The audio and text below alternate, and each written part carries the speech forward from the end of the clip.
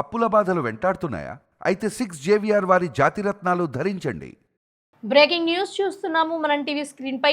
బెంగాల్ రాజకీయాలలో భారీ సంచలనం. టీఎంసీ ఎమ్మెల్యే షామీం అహ్మద్ ఇంటిపై దాడి చేసిన అధికారులకు షాక్ మీద షాక్ తగిలింది. ఇంట్లో కనిపించిన ఆస్తులు చూసి అధికారులు సైతం అవక్కవుతున్నారు. బంగారంతో చేసిన మంచం, బంగారంతో తయారైన సోఫాలు, ఇల్లు మొత్తం కూడా రాజభవనంలో మెరిసిపోతూ ఉండగా ప్రతి ఫర్నిచర్ కూడా గోల్డ్తో తయారైంది అని సమాచారం తెలుస్తోంది. ఇంతటితో ఆగలేదు ఆ షాక్. ఇంట్లో రహస్య బేస్మెంట్ కూడా బయటపడింది. ఆ గదిలో నుంచి కిలోల కొద్ది బంగారం స్వాధీనం చేసుకున్నట్లుగా తెలుస్తోంది. ఇక ఆ దాడి సమయంలోనే బయటపడిన బంగారం విలువ కోట్లలో ఉంటుంది అని అంచనా కూడా వేస్తున్నారు అధికారులు. ఇక అధికారులు గంటల తరబడి తనిఖీలు కొనసాగిస్తూ ఉన్నారు. ఈ ఘటనతో రాజకీయ వర్గాలలో ప్రకంపనలు మొదలయ్యాయి. టీఎంసీ ఎమ్మెల్యే షామీం అహ్మద్ పై తీవ్ర ఆరోపణలు వెల్లువెత్తుతూనే ఉన్నాయి. అక్రమ ఆస్తుల కేసులలో మరిన్ని సంచలన విషయాలు కూడా బయటపడే అవకాశం ఉంది అని అంచనా. బంగారు మంచం నుంచి ఈ రహస్య బేస్మెంట్ వరకు కూడా ఒకదానితో ఒకటి బయటపడి వాళ్ళ విలాసవంతమైన సామ్రాజ్యం బయటపడింది. బెంగాల్ రాజకీయాలలో ఇది ఇప్పుడు ఒకటి హాట్ టాపిక్ గా మారింది అని చెప్పొచ్చు. అయితే ఇక్కడ మనం చాలా క్లియర్ గా అబ్జర్వ్ చేయాల్సిన విషయం ఏంటి అంటే, వెస్ట్ బెంగాల్లో బీజేపీ గెలిచి టీఎంసీ అత్యధికంగా ఓడిపోయిన విషయం అందరికీ తెలుసు. అయితే ఈ బీజేపీ గెలిచిన సందర్భాలలో ఒక వార్డులో వాళ్ళందరూ కూడా ఆ సెలబ్రేషన్ అయితే ఎంజాయ్ చేస్తున్నారు. చాలా మంది బీజేపీ నేతలు కావచ్చు, వాళ్ళందరూ అక్కడ ఆ సెలబ్రేట్ చేస్తూ ఉంటే అక్కడ కొంతమంది వచ్చి కొంతమంది మీద దాడి చేయడం, బాంబులు వేయడం, ఇలా అయితే ప్రవర్తించడం జరిగింది. మొత్తానికి అయితే అక్కడ చాలా మందికి స్వల్ప గాయాలు కూడా ఏర్పడ్డాయి. అయితే ఇదే కేసులో అంటే ఎవరు ఇక్కడ దాడికి పాల్పడ్డారు అన్నది విచారణ చేస్తే దానిలో ముఖ్య పాత్ర చేశారు ఈ టీఎంసీ ఎమ్మెల్యే అయిన అహ్మద్ షామీం. సో ఇతని మీద అసలు ఆ విచారణలో భాగంగా వీళ్ళింటికి వెళ్తే ఎక్కడ లేని బంగారం కూడా వాళ్ళ ఇంట్లోనే కనిపించింది. అండ్ ఒకసారి మీరు అసలు ఈ స్క్రీన్ మీద ఇల్లు కూడా చూడొచ్చు. ఇంటిని చూస్తే చాలా నార్మల్ గా ఒక 4 అంతస్తుల బిల్డింగే కదా, చూడడానికి కొంచెం పాత భవనంలా కూడా కనిపిస్తూ ఉంటుంది. ఎలా ఉంది, మామూలుగానే ఉంది కదా అని అనుకుంటారు.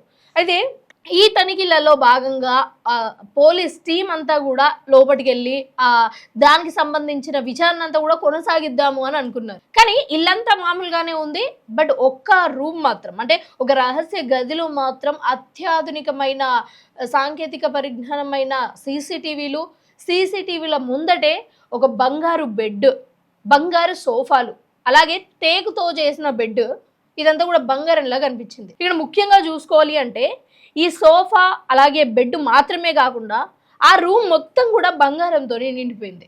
ఇక ఆ రూమ్ నుంచి ఇంకొంచెం మంచిగా తనిఖీలు చేయంగా అసలు ఎక్కడ ఉంది అని ఇదంతా కూడా విచారణ చేస్తుండగా ఇంకొక రూమ్ కూడా అక్కడ బయటపడ్డది. ఇక ఆ రూమ్లో కూడా ఎక్కలేనంత బంగారము, అంటే ఈ బెడ్లు ఇవన్నీ ఉన్నాయి కదా, ఇవన్నీ కూడా ఇంపోర్టెడ్ లాగా అయితే కనిపిస్తున్నాయి. అంటే అసలు టీఎంసీ ప్రభుత్వం ఏం చేసింది?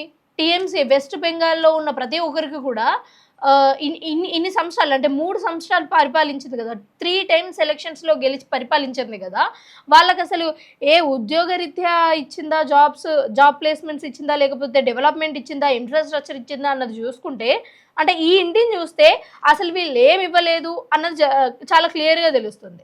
ఏమి ఇవ్వలేదు అన్నది పక్కకి పెడితే సాధారణ ఒక ఎమ్మెల్యే ఇల్లే ఇలా ఉంటాయి. అంటే సాధారణ ఒక ఎమ్మెల్యే, మరి ఒక ఎంపీ ఇల్లు ఎలా ఉండొచ్చు? ఇక పెద్ద పెద్ద స్థాయిలో ఈ టీఎంసీ నాయకులు ఉన్నారు కదా, అసలు వాళ్ళు ఎంతలా అక్రమాలు చేసి ఉండొచ్చు? ఒక ఎమ్మెల్యేనే ఒక బెడ్, ఒక సోఫా, ఇంట్లో ఉన్న వస్తువులు, ప్రత్యేకంగా ఒక రూము, ఆ రూములలో సీసీటీవీ ఫుటేజ్లు, ఇవన్నీ కూడా ఒక నార్మల్ ఎమ్మెల్యేని చేయగలిగితే ఒక ఎంపీ ఎంత చేయగలడు? ఒక ఎంపీ అలాగే ప్రధానమంత్రి కావచ్చు, ఇంకా వీళ్ళందరూ తప్పు చేశారా లేదా అన్నది పక్కకు పెడితే, ఒకవేళ టీఎంసీ అక్రమాలు చేస్తుంది అని మనం అనుకున్నప్పుడు ఒక ఎమ్మెల్యేనే ఇంత చేసినప్పుడు ఇంకా మిగతా వాళ్ళు ఇంకెంత చేయాలి? అంటే వీళ్ళు చేసే అక్రమాలు ఎంతో కొంత ప్రజలకు తెలుసు కాబట్టే ఆ ప్రజలు టీఎంసీని పక్కకు పెట్టి ఇప్పుడు బీజేపీని గెలిపించే తరుణమైంది.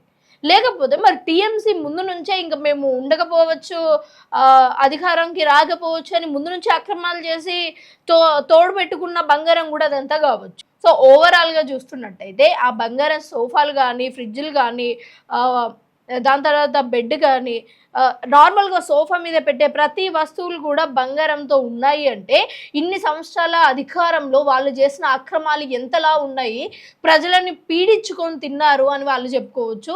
ముఖ్యంగా అసలు మనందరికీ తెలుసు వెస్ట్ బెంగాల్లో అసలు ఏ విధంగా పావర్టీ ఉంటుంది, ఏ విధంగా ఎడ్యుకేషనల్ అది ఉంటుంది అన్నది. అంటే ప్రతి దాంట్లో తక్కువ ఉంది కానీ రాజకీయ నాయకులు మాత్రం ప్రతి దాంట్లో పేద ప్రజలని పీడించుకొని తిని వాళ్ళ రక్తాన్ని సైతం వీళ్ళు బంగారంగా మార్చుకున్నారు అన్నదైతే చాలా క్లియర్గా కనిపిస్తుంది. అసలు ఇలాంటి రాజకీయ నాయకులు ఇంకా ఎవరైనా టీఎంసీలో ఉండే పరిస్థితులు ఉన్నాయా? మీకేమనిపిస్తుంది? కింద కామెంట్ సెక్షన్లో కామెంట్ చేయండి.